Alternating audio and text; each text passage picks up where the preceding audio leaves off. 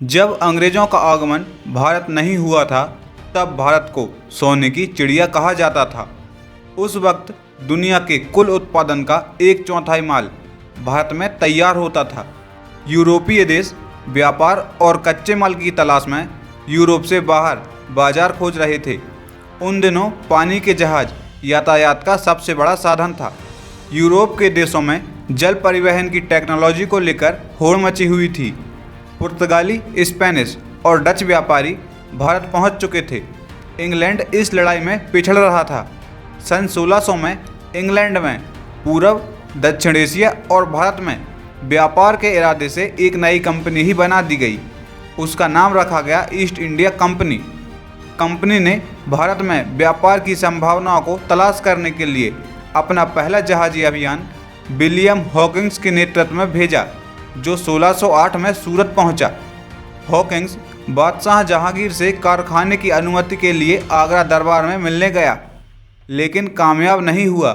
उसके बाद कंपनी ने संसद सदस्य और अनुभवी राजनयिक टॉमस रो को भारत भेजा। रो 1616 में आगरा पहुंचा और अगले 3 साल तक वहां रुका। जहांगीर ने अधिक दिलचस्पी नहीं दिखाई, लेकिन कुछ व्यापारिक अनुमतियां कंपनी को मिल गई थीं और इस तरह नींव पड़ी भारत की गुलामी की, पहले कंपनी राज और बाद में ब्रिटिश राज की। ईस्ट इंडिया कंपनी ने भारत समेत कई देशों में व्यापार के माध्यम से आने वाले ब्रिटिश नागरिकों को बस्ती बनाने में बड़ी भूमिका निभाई। खुद कंपनी के पास 2.5 लाख सैनिकों की फौज भी थी, लेकिन कारोबार करने आई एक कंपनी देश की सरकार कैसे बन बैठी, यह गुत्थी यहीं से खुलती है। जहां व्यापार या व्यापार से लाभ कमाने की संभावना ना होती, वहां फौज उसे संभव बना देती। जहांगीर से जो अनुमतियां मिली थीं, उसके तहत कंपनी ने सूत, नील, चाय इत्यादि खरीदी और विदेशों में उन्हें महंगे दामों में बेचा और खूब मुनाफा कमाया। व्यापार चल निकला, कंपनी बड़ी होती गई और उसके इरादे भी। अगले लगभग 100 सालों में कंपनी का खूब विस्तार हुआ। उसने मछलीपट्टनम, सूरत, कलकत्ता में कारखाने लगाए। 1668 में जब पुर्तगालियों ने बॉम्बे आइलैंड ब्रिटिश राज परिवार को दहेज में दे दिया, तो राजा के आदेश से वह ईस्ट इंडिया कंपनी को लीज पर मिल गया। भारत और कंपनी के इतिहास में यह बड़ा मोड़ आया। 1756 में जब सिराजुद्दौला बंगाल के नवाब बने। बंगाल एक समृद्ध राज्य था, पूरे विश्व में कपड़ा और जहाज निर्माण का एक मुख्य केंद्र था। उस वक्त का बंगाल अभी के बिहार, उड़ीसा, छत्तीसगढ़, असम, ढाका इत्यादि जगहों को मिलकर बना हुआ था। कंपनी ने कलकत्ता में अपना विस्तार करना शुरू किया।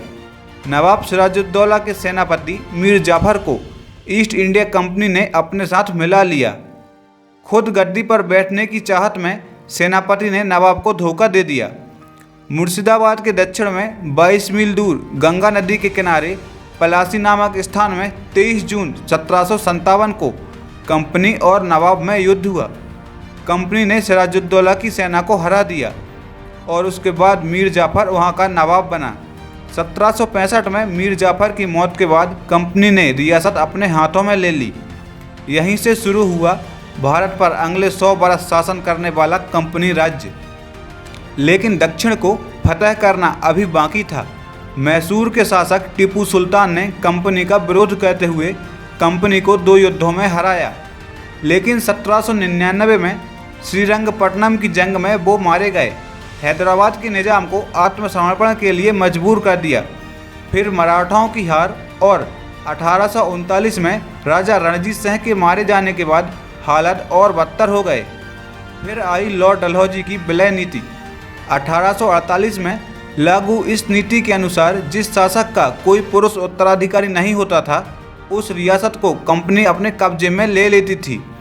इस नीति के आधार पर सतारा, संबलपुर, उदयपुर, नागपुर और झांसी पर अंग्रेजों ने कब्जा जमाया और देखते ही देखते ईस्ट इंडिया कंपनी का कब्जा पूरे देश में फैल गया, जिसे 1857 के गदर ने खत्म किया।